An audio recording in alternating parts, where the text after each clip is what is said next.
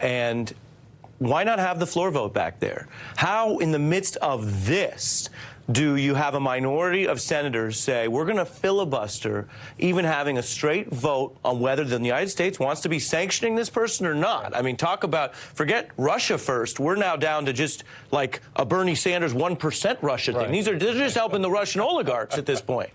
Yeah, this is an example of circling the wagon on the Hill. This is trying to give some space, some elbow room to the president right now to just sort of shift the narrative a little bit, to sort of refocus the conversation, but in the process, because as you very appropriately laid out, there's a lot here, and so any actions you take that even have the slight appearance of being counter to this narrative or trying to somehow obstruct this narrative, it's going to be a problem. I mean, you could, to your point, you could sanction Oleg Deripaska, keep the sanctions on. Absolutely. And that doesn't prove you're not pro-Russia, by the way. I mean, this is a thing, I know there's a lot going on, but this is a thing where you look at this news today against those other stories and you say, wow, these senators are like, they don't care. They don't care. And that small group is the one that are still tethered very tightly to the president. And they, like I said, are circling that wagon around him, using the legislative process to slow down or gum up this information that's clearly out on the street. So before I get to Paul, again for you as a political guy, because you're saying there's part of this is potentially collusion-y, and part of this is just potentially Republican loyalty. Listen to what it's all collusion. Go on. It's all collusion. I mean, because if you're taking, in my estimation, if you're taking these steps, given the information, the facts as we now see them being laid out, and you're gonna slow the roll legislatively, then you're now a part of this narrative just as much as anybody else is, as far as I'm concerned. Particularly when these guys have the evidence, they have more information than you do sitting here, and you've got a lot.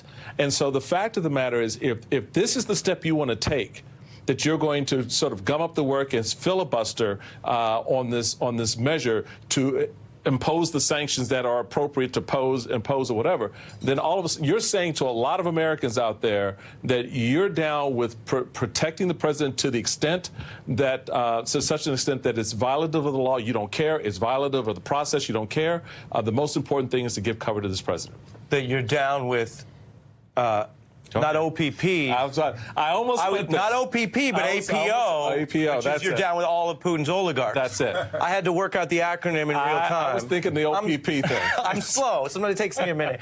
Listen, then, as promised, though, Rachel was all over this story. Yep. Listen to Minority Leader Chuck Schumer talking to Rachel on this story just last night. All right. There's just so much, and it all seems to be woven into a web related to Putin's manipulation of our own government, into Trump's acquiescence and bootlicking of whatever Putin seems to want. So why does a Republican senator get down with that?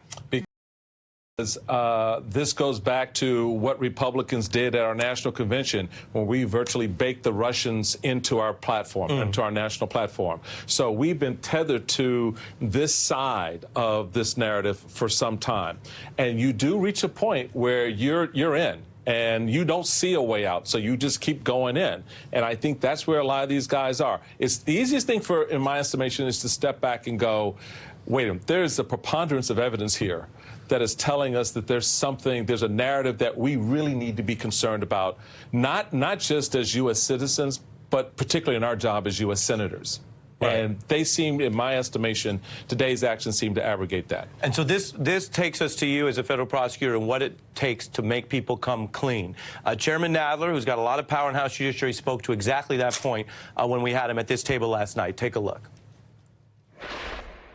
You've got 18 or 19 people intimately involved in the campaign, having over 100 contacts with Russians. Everybody's talking to the Russians. Everybody's lying about it to the Congress, to the FBI, etc. No one comes clean until they're threatened with prosecution. It certainly seems that there is a conspiracy of some sort going on. The president said there was nothing going on. He had nothing to do with Russia. He must have known clearly that there were a lot of contacts with the Russians going on. Oh. Yeah, so conspiracy is a good word. I like your word collusion-y. So Trump's main defense, one of his defenses to collusion was, look, the Treasury Department, my Treasury Department, imposed these harsh sanctions on Russia. That shows how tough we are. Well, those sanctions were imposed last April. They're now want to lift the sanctions. He wasn't tough very long. And if you want to talk about an arc of sinister kinds of connections. So this same Russian oligarch who is helped today by the lifting of these sanctions, he's Manafort's former client, he's Vladimir Putin's ally, and he's also the guy who reportedly, Paul Manafort, gave the polling data about the Trump campaign. So it's a very sinister web that Mueller is focused like a laser on. Well, look, I mean, whether it is changing the campaign platform, whether it is destabilizing NATO, whether it is lifting sanctions, whether it is pulling out of Syria, Trump at every turn looks like he is becoming Putin's errand boy to destabilize the West. And when you're starting to get into, we may not have proven conspiracy in a legal sense on the election interference yet, and that's what we're waiting on Mueller's report. But when you're getting into dangerous territory on impeachment, indictments, legally, you want to change the pieces of the puzzle. You want to change the narrative. But what Trump does is he keeps adding pieces of the puzzle in a very incriminating way. And you can't help thinking as you're watching this that you're just watching something out of America's Dumbest Criminals. I mean, you would think he would be doing exactly the opposite, but he just keeps feeding the narrative, and the White House staff, and particularly the legal office, the legal counsel, just must be pulling their hair out because life gets worse for him and more precarious for him every single week. And so, Paul, how does Mueller then use those pieces? He's clearly shown that he's willing to go after these Russians, whether or not some of them will be caught. Yes. The Russian lawyer from Trump Tower meeting indicted out of New York, but MIA, now a fugitive. Yes. What else do you see Mueller doing on the Russia side of this if, again, what the New York Times has chosen in a very extraordinary way to reveal off the record, they usually keep it off the record. I'm sure you've had off-the-record conversations with reporters. You expect them to stay off the record. I kind of hope they do. But in this situation, because of other reporting and other leaks, they're putting this out that basically at the highest levels of the U.S. government, you have what looked like coordination on Putin defense, Trump Tower defense, false statements. Now, whether or not the president can be indicted, he's literally doing things. I can say this, and I try to be very careful about this. He is doing things that if any other federal employee did them, yes, they would be charged. Yes, that's right. And so, what Mueller is looking at is, okay, if he can't indict the president, who else knew about this? He's charged 19 Russians with being conspirators in an attack on our democracy. Co-conspirators are Americans who were involved in the Trump campaign. And so, he has ways of getting to those folks. And with Trump, you look at his motive. So Trump called this reporter on Air Force One, as you noted, the same Air Force One conversation where he ginned up that lie about what happened with the Russian, with the meeting with the Russian lawyer in Trump Tower. But in the same flight, he's calling this reporter and saying, I don't believe the Russians meddled with the election. And the reporter asked, well, what about what the CIA director said? What about what the FBI director said? What about what the director of national security said? And Trump claimed to believe Vladimir Putin over them.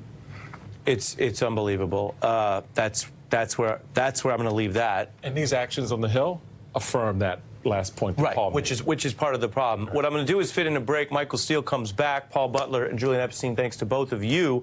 Coming up, the other big story in the shutdown, Speaker Pelosi playing hardball tells Donald Trump no State of the Union until you reopen the government. And new reporting on how the Trump White House is bracing for Mueller's next move.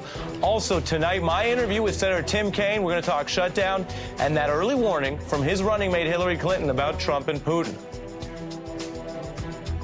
Putin, from everything I see, has no respect for this person. Well, that's because he'd rather have a puppet as president of the United States. No puppet. And it's pretty clear. You're the puppet. No puppet.